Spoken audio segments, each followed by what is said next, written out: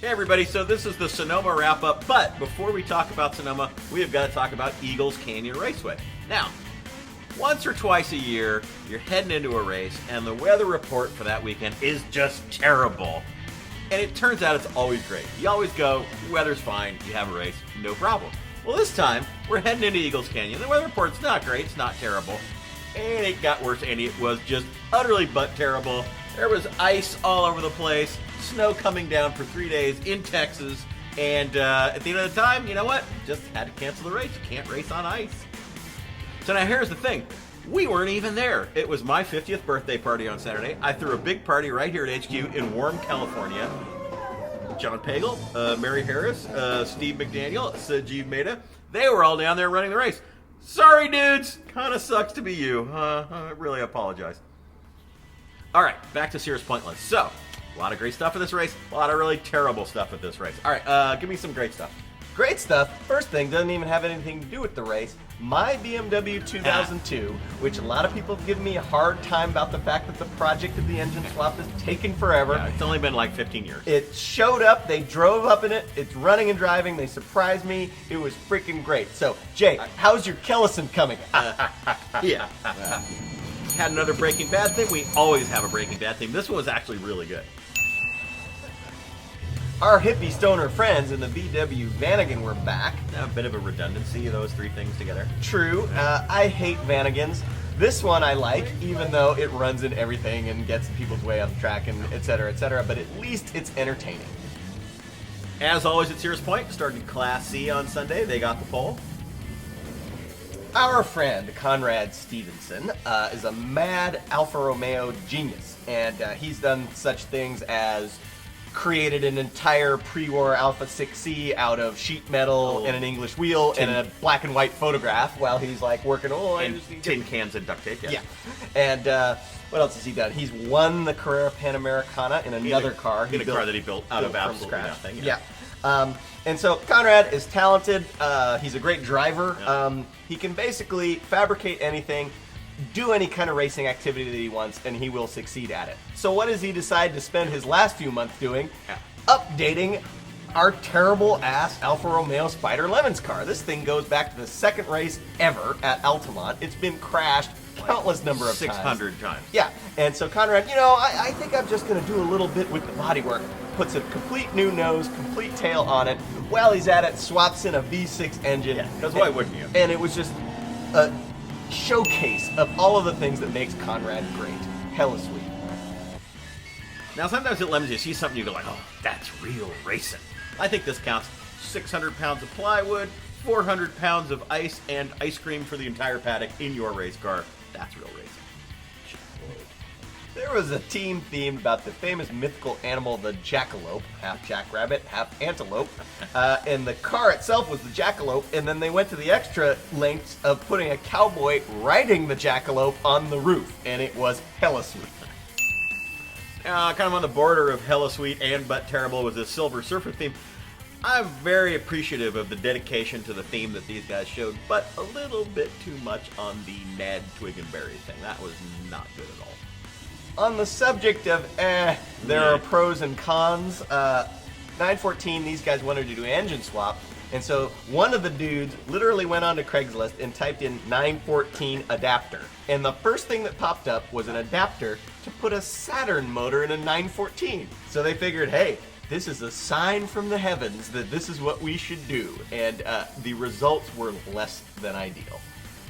All right, now, here's what I think the real story of this weekend was, and I am not happy about it at all, I gotta tell you. So, for some reason, this was like the most aggro, crashy, elbow throwy. It was like every other racing series in the world, and I was not happy about that at all, and I'm not screwing around about this. I apologize for my team's bad driving. Yeah, I mean, it's hard to say. It's one of those situations where it could be like we're going on a trend towards more aggro driving, but truth is, at a race of this size, you could have two teams full of total idiots who can't help themselves but run into each other driving RX-7s, and that's going to affect the feel of the whole event. All right, look, this is really simple. I mean, if you're Cerveza and you want to win 15 races and not have anybody mad at you, this is all you got to do. I mean, you just, okay, I'm going to wait. I'm not going to mix up with that. If you are the Cannonball Bandits or the Old Farts Racing Team, I mean, you stick your nose in there, prang, clang, there's explosions and death and helicopters. I mean, it is really not that hard, and I don't know why at this race more people didn't understand that. So, you got in a wreck, or? Yeah, like I'll wreck your face. So, on the subject of crashing eyesore racing, they invited longtime LeMons racer, our friend Alex Vendler, up to do a guest stint. He wiped out like 200 feet into his session, and thus creating the new category for LeMons drivers, the Arrive and Crash. So we gave a child labor trophy on this. This is really simple. There's these parents, they convinced their middle school kids to research the thing, build a car. They did. Car was gorgeous. Parents went out, crash. Judge's choice went to this car. It was an IOE slam dunk, but it just could not complete enough laps. It was painfully slow. This AMC Eagle 4x4 manual transmission car got off Craigslist for $480 and a couple of bottles of wine. It was stunningly slow. They took out all the flammables from the interior, put it in a roll cage. Right after the race, took the roll cage back out, put the interior back in. It is on Craigslist now as a street car. Still has its plates. Gorgeous. I've got the final results right here, and I'm going to just list off some of the cars that it did in fact beat, because it did not come in last, and it beat Nissan 300ZX, Firebird, Toyota Supra, 944 Turbo, Mustang, BMW 325, Porsche 914. Well, that's not really a surprise. Nissan 240 SX. You got an Audi 200.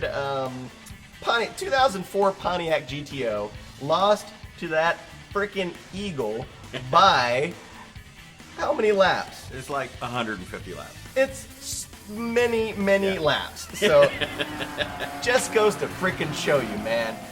Yeah, speaking of that GTO, by the way, so this speaks to what I was saying earlier. There was a fist fight in the paddock. 8.5 years. I've never seen that crap before. This was those guys in the GTO, one of them, and this guy in this RX-7 in the Richter scale RX-7. Now, we don't know who did what. We are not the criminal court at The Hague. We don't care. Anything like that. You're both out on the trailer, gone. All you really need to know is you got in a freaking fist fight over I had the line at a LeMons race that has a car dressed as a freaking ice cream truck. That's not how you show that you're a man, bro. Second special award for this race was the We Don't Hate You, You Just Suck award. Now, it went to these dudes that did a great Point Break thing. Now, Point Break, one of the top 5 movies of all time. I think we'd all agree. And they not only did the Dead Presidents, the surfing, all of that stuff from the movie, but they got a Chevy Caprice that is very similar to the one that Gary Busey drives as an undercover cop in the movie. Frankly, one of the top 5 cars of all time. They just had everything going for them. The issue was they were crashing, they were spinning, but they were really apologetic about it. It was their first race, and they said, "Oh, we're doing so bad. I know that you guys are never going to let us back because you hate us." And in fact, we don't hate you. You just suck. And then that brings us to the IOE. So the car that inherited IOE when the Eagle just couldn't get enough laps was this pretty fabulous Volvo Amazon. I mean, you know, it was fast. It finished really strong. It did a lot of laps. It was not fast. Yeah, well, it was faster. And you know what? It's a Volvo Amazon, so you got to give them something. All right, here's LeMons in a nutshell.